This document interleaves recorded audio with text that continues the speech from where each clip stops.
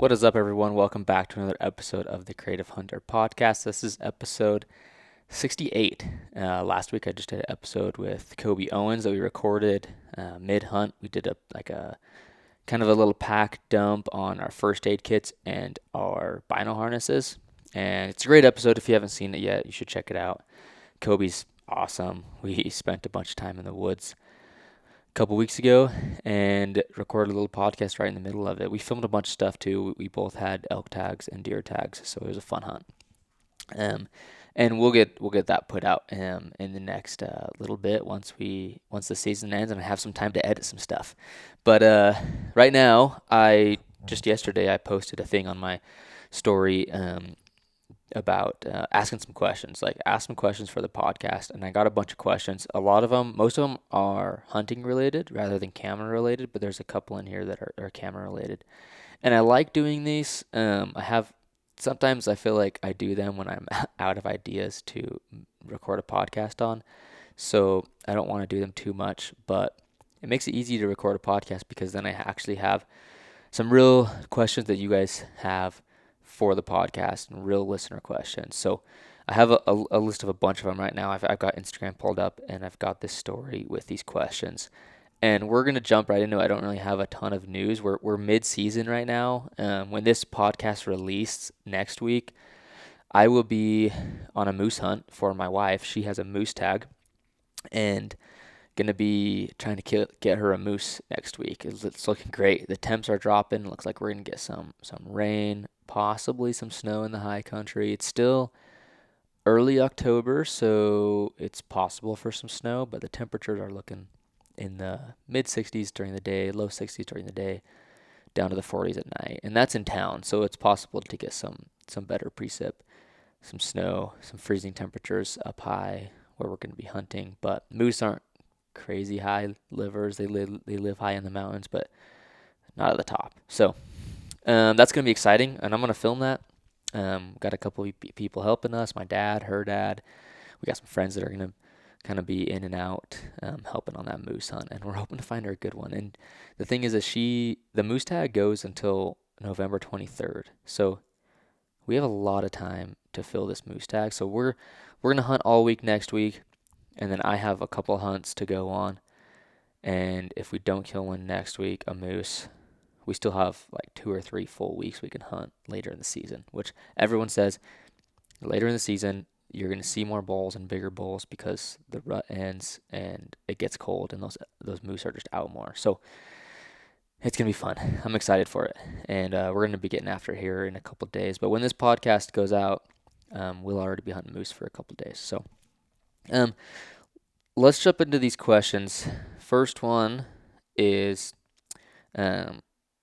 elk question. There's a couple of these elk questions. What to do when elk don't want to talk as you get closer to them? So I was just on a hunt this last week with some guys. I was just filming it in a state with a lot of elk, like great elk hunting. The elk were bugling a lot in the morning and a lot in the evening, a little bit during the middle of the day. And these guys love calling elk. So we were so I guess to kind of give some backstory, I'm not like a huge elk hunter. I love it and I'll do it. I've never hunted with my own tag where I've called a bunch. I've just never found it super productive because what happens is I end up trying to call and the elk either move away or they shut up and I can't ever get a shot at one. And these guys I was hunting with last week they call a ton. They call in a lot of elk. They've killed like 15 elk over the last handful of years just from calling them in. But the problem we run into is exactly what I just said, is like we would be calling and we tried to get in close and tight on these elk, and we just never could get like close enough to really make these elk want to come in, because we'd either get busted by some cows or we'd bugle and we were just a little too far away and the bull would just round up his cows and move off.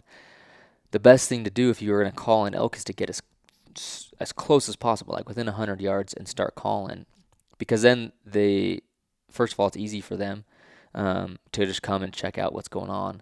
And if it's a bull who feels threatened, he's going to come challenge something. But if you're far enough away where he thinks he has time to just move off, he's just going to move off. That's why they go silent a lot of the time, I think, is because you start calling, and if you're doing a bugle, that bull, he's like, oh crap, like there's another bull in the area. I'm just going to shut up so this bull doesn't know where I'm at, and I'm just going to move off with my cows. We actually witnessed it.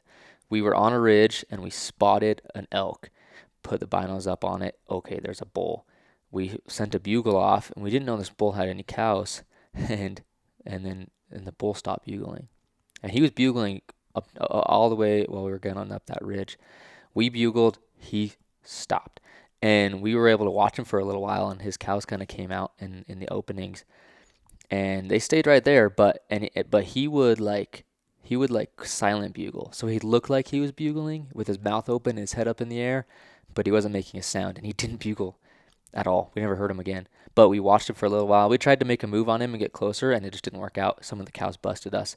So the elk, just, they're smart. And it's not that they're smart that they know you're a human. They think you're an elk, and they know that if they don't want to lose their cows, so they're going to shut up. So what we ended up doing is we ended up doing a little bit of cow calling, and it actually worked a lot better than the bugling did.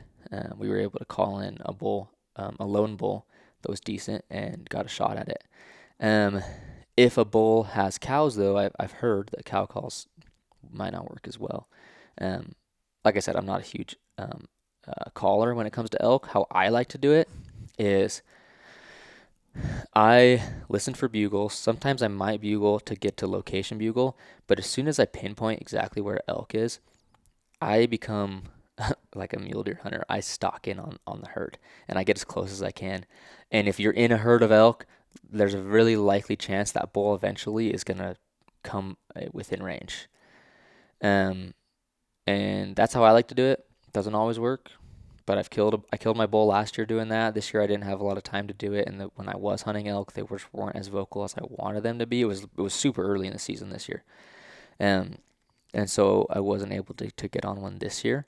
But that's kind of my preferred method. Is I don't call once I know where an elk is. I'm going in on him because I don't want him to know. I don't want any of the elk to know I'm there. When you're calling, the elk are expecting there to be elk, and if they come and they see there's no elk, then they're not going to come close enough to get a shot. So let's move on. This is a great question. How do you balance storytelling without giving away your hunting spots? Yeah, seriously, because you want to show the country you're in, but you can't if like people will figure out where your hunting spots are from videos and pictures and stuff. So you got to be careful with this. And there are some films I put out where I kind of don't really care if people know where I'm at. Some of them you might watch, and I might show a lot more country than I normally would. But then there's some films you watch, and I don't show any country because I don't want people to know where I'm at. And so it kind of changes depending on the hunt. And if there's a spot that I'm hunting and I don't want anyone to know, I'm just not going to video any ridge lines or noticeable skylines or canyons. I will zoom in tight, and I might get a shot of like the face or the timber or something like that. I don't show noticeable trails or trailheads, or like camp spots. Things that are noticeable, I just don't show.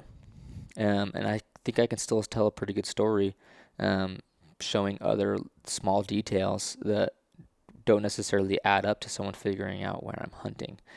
Sometimes it's inevitable in a hunting spot, but if it's a spot that's near and dear to you and you don't want people knowing where you're at, you can do it. You just don't be filming the stuff that is gonna make people see where you're at, because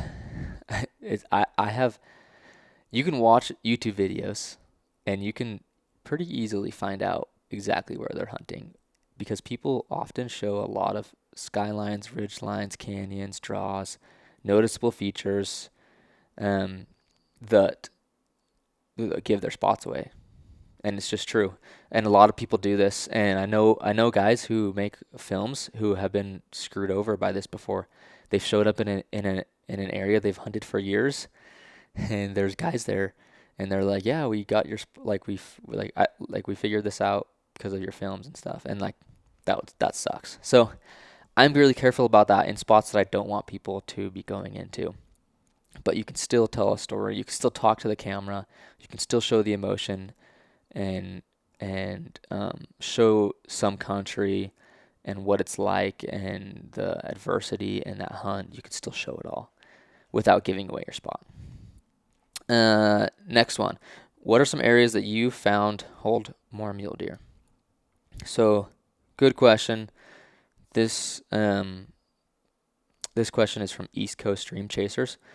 I've hunted mule deer since I was 12 years old, is when I killed my first buck. And almost every year I've killed a buck or two.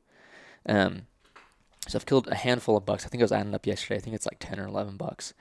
Or maybe more actually, since I turned 12 years old, and I'm 23.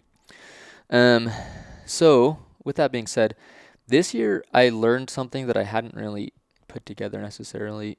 I was scouting a bunch for mule deer in the summertime, and I was scouting some new spots, and consistently over and over again, I would find these deer where there was a lot of feed, and it kind of it sounds like duh, of course, but I was trying to find like areas where like maybe these deer would tuck back into these like rocky canyons or just these places no one's gonna look, and I just didn't find any deer.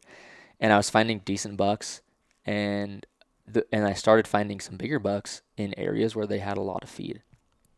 And then when I was on my hunt in August, I kind of had that in mind, and I just started thinking about, okay, where am I finding deer and why am I finding them there? And every single spot I found deer was like green, had a lot of feed. The places that were rocky and steep and didn't have feed didn't really hold deer.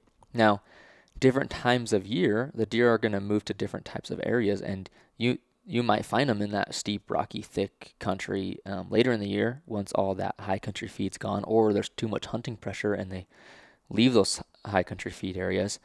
But if there's good feed in the high country and there's not hunting pressure or very little hunting pressure, those deer are going to stay there in the good feed. They know where it's at. They need it. They need good feed because they need to grow their antlers in the summer. They need to put on a bunch of fat before the rut starts so that they can make it through the rut and make it through the winter.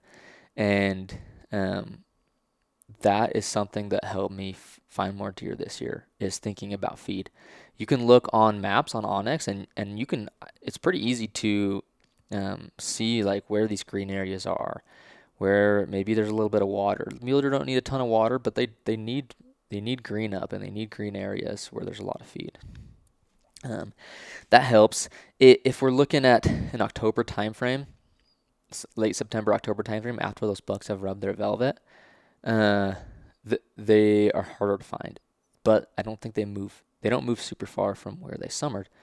So you still want to look for those food patches, but they're also going to be transitioning a little bit from their browse type. So they might be searching for more, I don't know plant names, but it's like more brushy areas that are thicker, maybe areas in pine trees, places where they have more cover, and they're going to spend more time there. They're not going to spend as much time out in the open. They're going to spend more time on the edges of trees, in the cover. If they can find a spot where there's cover and feed, they're going to stick around there, and they're not going to move a ton.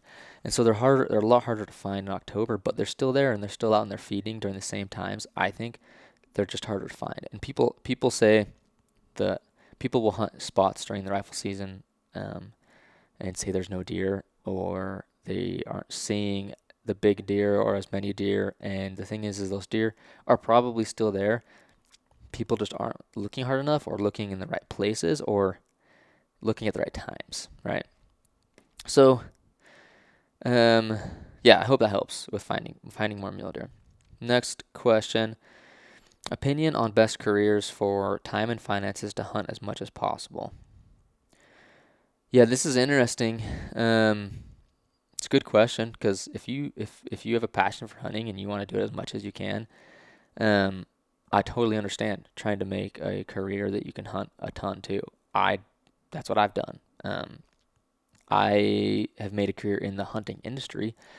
So it's kind of different because when I'm on a hunt, I'm technically working. I'm getting content. I'm spending time during the hunt, and I'm working. I'm making money while I'm hunting. And there's pros and cons. I think of most people, if they like think most people think it's super cool. But most people who think that probably um, wouldn't love it if they understood what it really took to do it. Um, so outside of having a career in the hunting industry, what other careers could be good? I would just try and look at like what are all these guys who are hunting a ton? What are they doing as a career? There's a ton. There's a ton of careers. People like I think Brian Barney, like he does construction. He builds homes. He can take a lot of time off in the fall and go hunting. There's guys I know that do like sales, have like sales jobs, and maybe they're like remote sales jobs. They're not a lot of times they're not working while they're actually hunting, but they can work and make a lot of money for the rest of the year, and it's all commission based, so they can make as much money as they want to and take as much time off as they want. Um, those are pretty good. I've done some sales jobs over the last few years during the summertime and made quite a bit of money over the summer, which got me through the rest of the year and let me hunt a bunch in the fall. Even while I was in school, I was still able to make a lot of time to hunt um, because I had saved up money from the summer doing sales jobs and working hard and just preparing for that. So there's a lot of jobs out there that you could make work and hunt as much as you needed to or wanted to. But I would look at the guys who you like and the guys that are hunting a ton and see what they do. Um, Another question: best time frame to go archery, mule deer hunting in the high country. So I'll just give like a brief overview of kind of the timeline of a mule deer and kind of what's best. So mule deer grow their antlers all summer long. Starting in like early July, mid-July, you can really start to see like how big a buck's gonna be. Most hunts in the West for archery high country mule deer are gonna start anywhere between mid-August and early September. And that's the best time because when the bucks are in velvet, they spend more time out feeding outside of the cover, and they usually bed in more accessible places to stalk them with a bow. Deer are really they're a lot easier to find during that early season. And then what happens is around September, I don't know, 10th ish. It's different everywhere and different for different bucks. They start rubbing their velvet off and they kind of spend more time in thicker timbered country. They're harder to find sometimes, and it's harder to kill them with a bow. So the best time to archery hunt mule deer in the high country is anywhere between mid-August to early September. Different states open at different times, but those are the best times to hunt them in the high country with a bow. Once they rub their velvet, they get a little tough to find, and that's going to be between like early mid September is kind of that time frame where they start to get a little tougher to kill. Now, they don't move far though often, especially if there's no hunting pressure. Once they rub their velvet, they're not necessarily going to move far, and I see a lot of bucks die with a bow that like mid to late September because it's archery season, and a lot of guys are finally getting their bucks figured out and getting on them and killing them. So a lot of big bucks die even after they shed their velvet. Not a bad time to hunt them. It just means they might spend a little more time in thicker cover. So next question. Do you struggle with sleep on your backpack hunts? If so, what have you tried to fix that issue? I don't struggle with sleep a ton. I feel I do pretty good.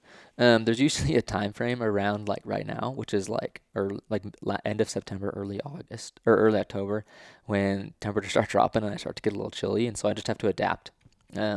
Bring a warmer sleeping bag or wear a couple more layers to bed or something.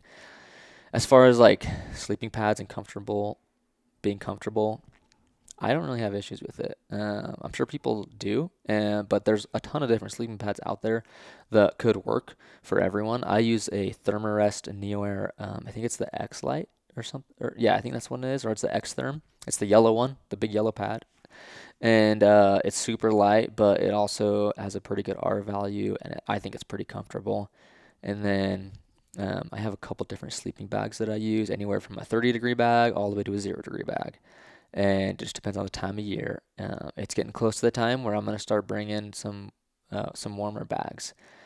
Um, and then I will, for a pillow, I'll either have like a stuff sack with like a puffy in it, or something, or a pair of clothing, a set of clothing to act as a pillow. Or if sometimes I'll bring a small pillow, but usually not on like a backpack hunt because it just takes up space. Some of those blow up pillows, like Nemo makes like a blow up pillow that's pretty good. There's some different kinds that can help with sleep.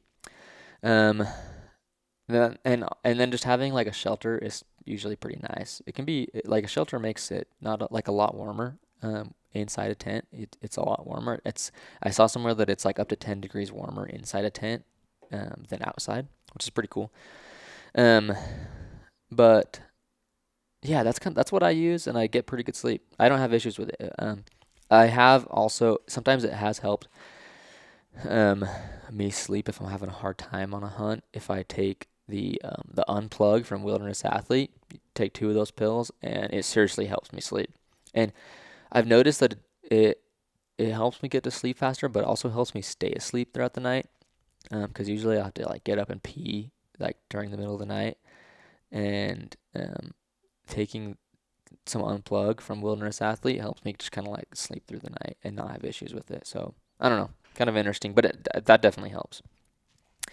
Another question: glass north or south facing slopes in the morning. Does that change during the evening?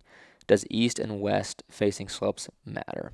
So this is a good question. I would honestly say east and west facing slopes matter more than north and south facing slopes. Here's what I mean by that. The sun rises in the east and sets in the west. So if you're glassing a west facing slope in the morning, the sun is going to come up in your face, and it's going to be super hard to see that face once the sun's up. But if you're glassing an east facing slope in the morning, the sun's going to come up behind you, and it's actually going to like just shine on that hillside you're glassing and actually make it easier to find animals. So keep that in mind when you're glassing. If you're going to glass in the morning and you have a good spot that you know of that's a west or a east facing slope, that's going to work way better for you because you're going to have the sun at your back. North and south facing slopes, I would say it depends more on the feed and the type of cover. So a lot of time north facing slopes have more feed and cover, and south facing slopes are usually more open, sagebrush possibly.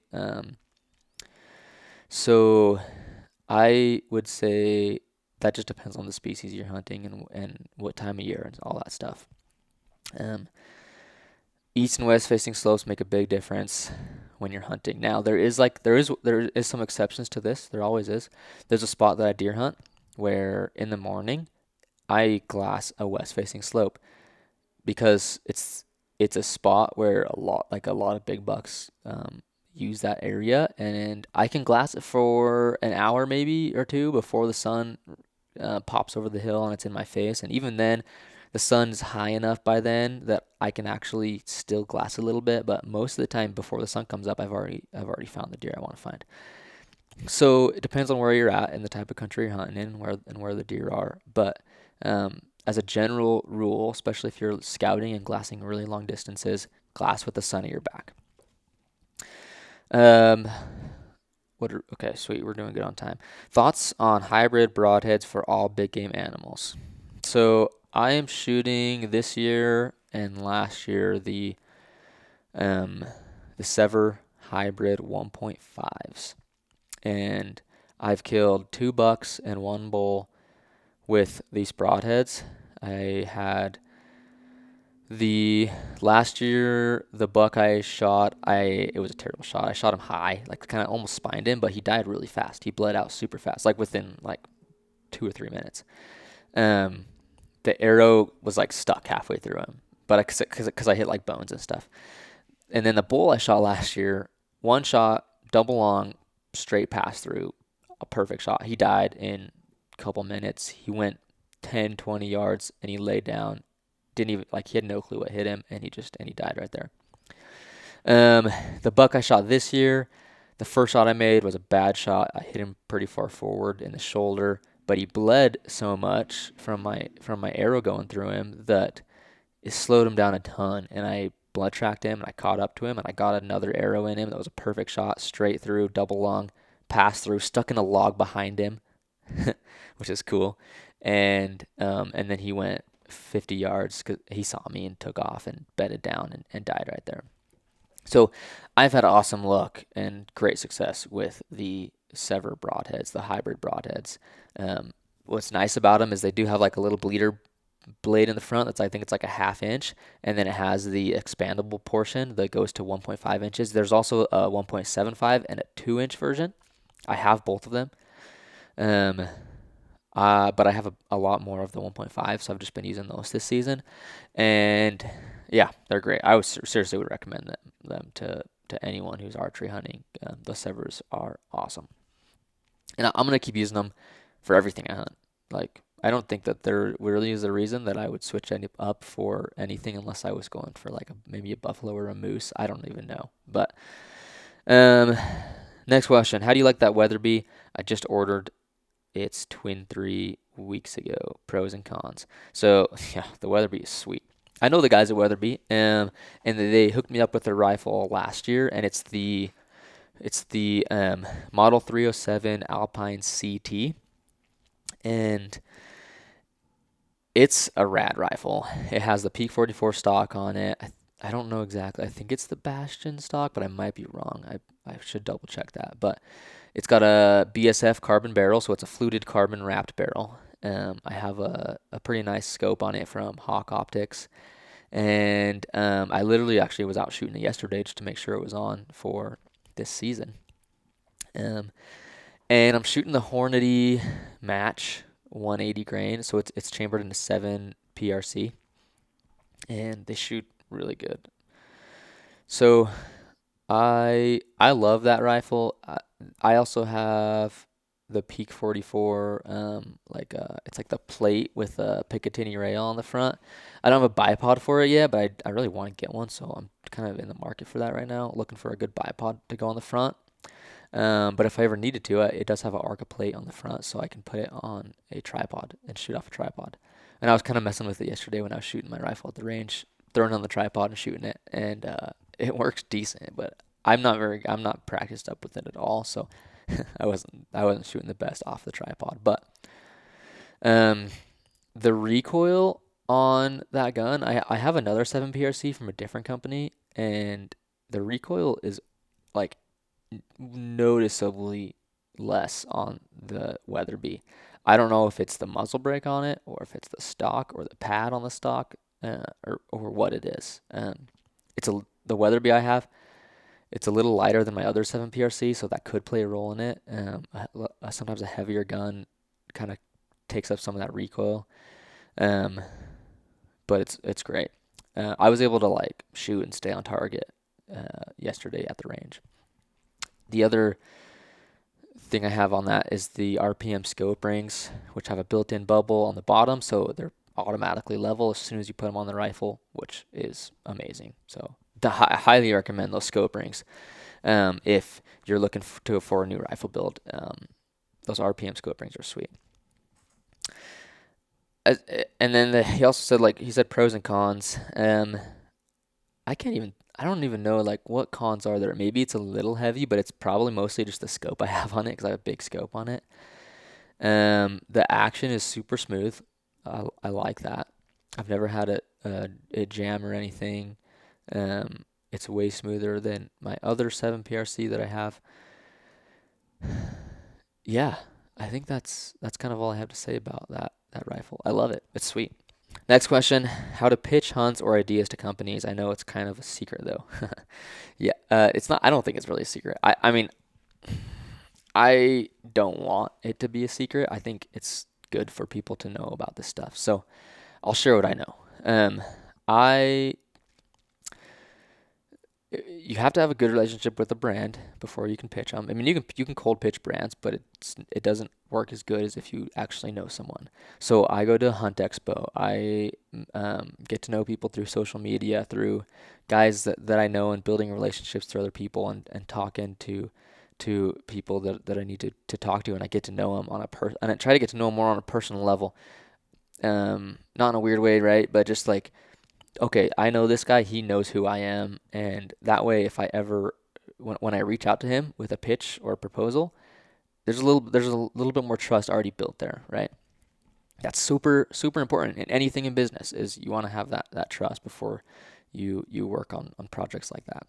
That'll help. That'll get you started very good. And then the way that I'll pitch brands is I try to be as professional as I can, and think of everything. So it's like, what does this brand want? What can I provide for this brand?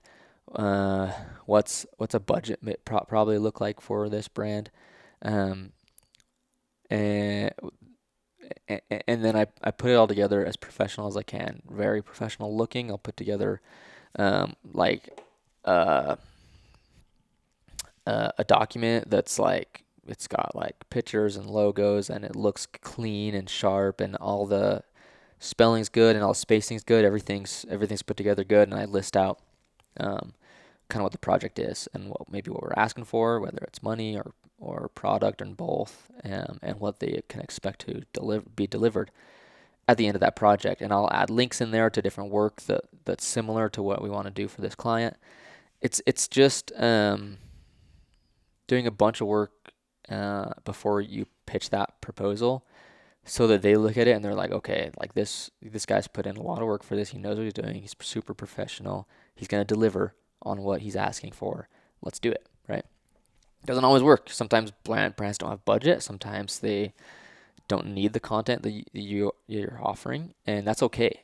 But at least you put the effort in and show them what you can do, and that way, maybe a year down the road, maybe a few months, if you repitch something or something comes up for them, they're like, hey, let's go to this guy. He's really professional. He can deliver, and it'll work out. So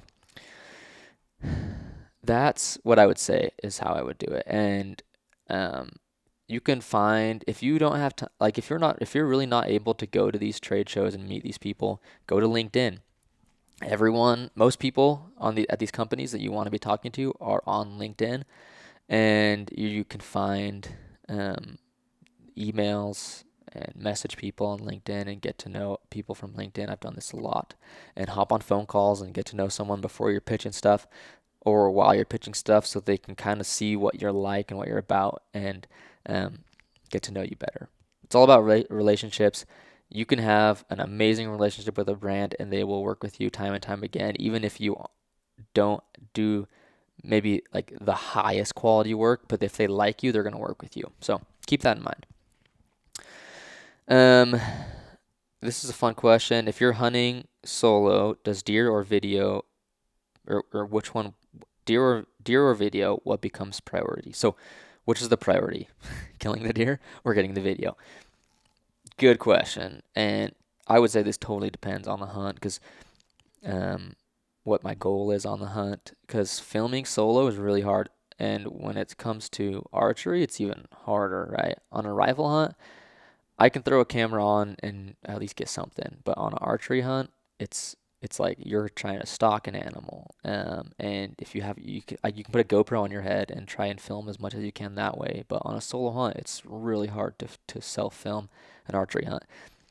Um, I I I I put a really big priority on filming, because that's how I make my money right now, is like, gotta produce good films. So most of the time, the filming is gonna come there. But I also feel like I'm good enough at filming, or I can at least get the shot on a GoPro or a camera. Um, and so I don't feel like it hinders my ability to hunt as much.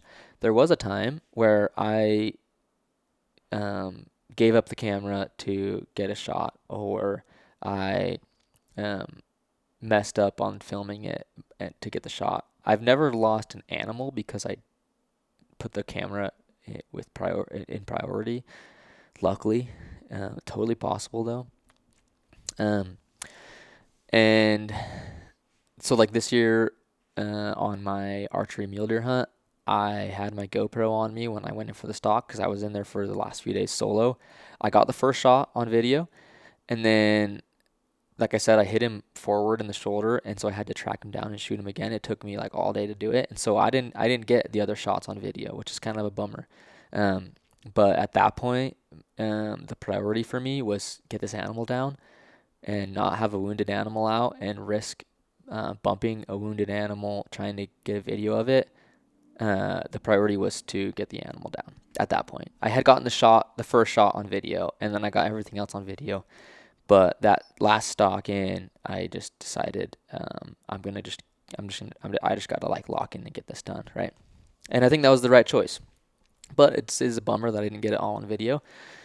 But it's how it goes. I have 2 more rifle hunts this year. Rifle hunts are usually a lot easier to get video of unless you are stalking a buck with a rifle or something and you bump him, and that's a tough situation. But how I hunt most of the time is I'm glassing, and I can usually shoot from a glassing knob. So I usually have time to set up a camera on the deer and a camera on myself and get the shot. But it totally depends. So it's a good question though. That's just kind of my take on where I'm at right now. Another question about elk hunting: if the elk aren't vocal, what's your usual strategy? That's tough because this year when I was hunting with Kobe, didn't have a lot of vocal elk. Some of them were bugling sometimes, but then a lot of them just weren't quite ready to rut yet. So a few things you can do. You could do, if you know, like I would try to glass a bunch of country, and find where the elk are. If you're in a spot where you can't glass a lot of country, it's gonna be a lot harder because if you can see the elk, you can see where they go.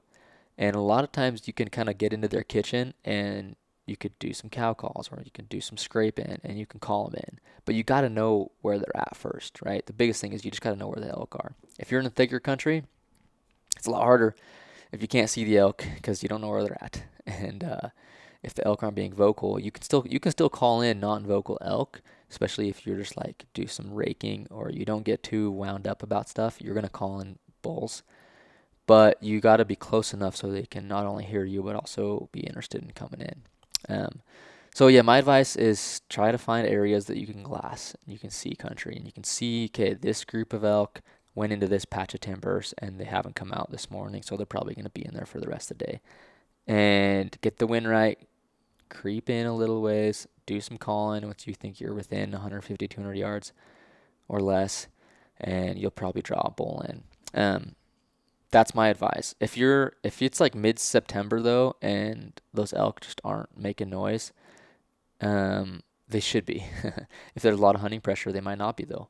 And kind of the same strategy is going to apply there because most guys are trying to go call in a bunch of elk, and if the elk aren't talking, they're not going to come into crazy calls like that. So, get back, glass, find the elk, find the areas that hold the elk, and you might be surprised once you get into the elk, they're actually talking more than you think. So. That wraps up all the questions that I had for this episode. A lot of deer questions. We're coming up on deer season here pretty soon. For some people, it's already started. I know, like Wyoming, the rifle season's already going. It's halfway over. Idaho doesn't start till October 10th for most general units. Utah, I don't know when Utah starts, but a bunch of these rifle seasons are starting soon. And so they put rifle season at the hardest time of year to find deer, and of course they do. They should. So it's a tough time, but there's still bucks around. There's still deer. If you found bucks in the summertime, they're not going to be far. As long as there's not a lot of hunting pressure, they're not going to be far from where they were where you found them in the summer. That's my hope, because I found a really good buck over the summer, and I haven't seen him in a while, but I haven't really been out scouting at all, and so I'm hoping that he is back in his core area at some point. During the rifle season. I've got 12 days to hunt during the general season, and then I have another 10 days to hunt in November on a different tag, so I have 2 deer tags left, so it's going to be fun. But thanks you guys for listening to the podcast. If you have any other questions, you can feel free to reach out, shoot me a message, or leave a comment on this episode, and I will get to your question. But I appreciate you guys listening. and supporting me. As always, if you use the code podcast15 on my website, there's hats, there's sweaters, there's the Bino visors. You'll get 15% off using the code podcast15. So thanks, you guys. We'll see you in the next episode.